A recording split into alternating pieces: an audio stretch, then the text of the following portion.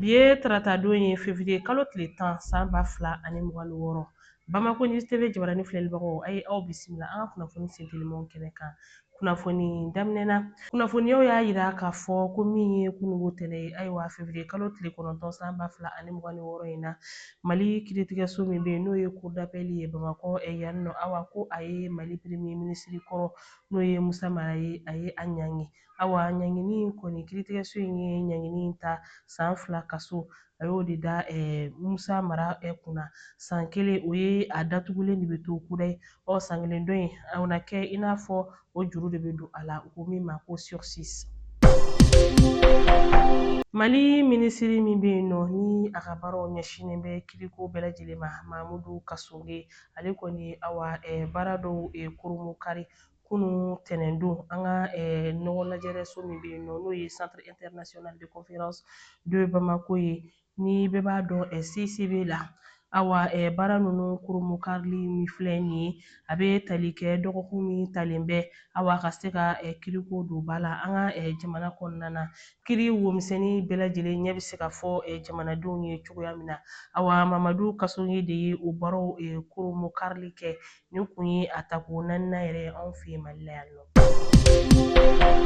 Halisa ani minisiriw ka baara bɛ to ɲɔgɔn bolo minisiri min n'ale ka baaraw ɲɛsinnen bɛ lakanako ma général de division Dawuda Ali Mohamedine ale kɔni ye minɛn dɔw di kunungo tɛnɛn min ye février kalo tile 9 ye san 2026 minɛn min bɛ yen nɔ ni bolimafɛn de don bolimafɛn minnu bɛ yen ni a dira an ka gardiw ani polisilakaw ma walasa u ka taa ni ka segin kɛlɛdagaw la ani lakanayɔrɔw la dugubaw ni ɲɔgɔn cɛ u bɛ se ka nɔgɔya cogoya min na minisiri Dawuda Ali Mohamedine ko nin minɛn ninnu bɛna kɛ sababu ye walasa ka se ka an ka finitigiw dɛmɛ awa min ye taa ni ka segin ye ani k'u ta u tagayɔrɔw la ani ka taa u bila u ka baarakɛyɔrɔw la. An ka jamana finitigiw n'o ye sɔrɔdasiw ye u bɛ wulikajɔ belebeleba la Tɔnbɔkutu mara kɔnɔ ni wagati in na walasa ka juguw yɔrɔ dɔn ani u bolofɛnw an b'a yira aw la k'a fɔ o hukumu kɔnɔna na dɔgɔkun tɛmɛnen fo ka na se sisan ma u taara bɔ awa kojugukɛlaw olu ka minɛn caman kan furancɛw la furancɛ minnu ni o ye lere furancɛw ye Tɔnbɔkutu mara kɔnɔna na.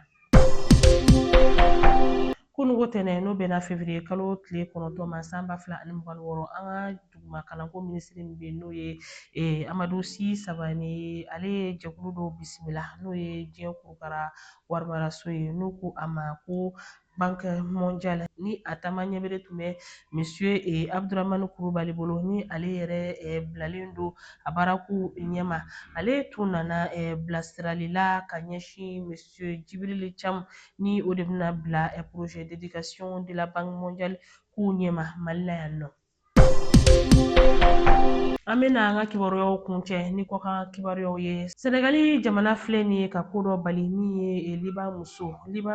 minnu bɛ yen n'u bɛ Senegali dugukolo sanfɛ Senegali filɛ nin ye ka bali u bɛɛ lajɛlen na k'u kana bange kɛ u ka ayiwa Senegali dugukolo sanfɛ fiyewu dansigi kɔni kɛra nin na Senegali jamana ɲɛmɔgɔw fɛ awa nin dansigili min ye Senegali jamana ɲɛmɔgɔw fɛ ka ɲɛsin Liban musow ma dɔwɛrɛ tɛ a sababu de ye ko Liban fana de ye nin kɔni ta ka ɲɛsin jamanaw ma i n'a fɔ farafin jamanaw u ka dugukolo sanfɛ k'a fɔ ko min ye farafin musow ye u tɛna bange kɛ u ka dugukolo sanfɛ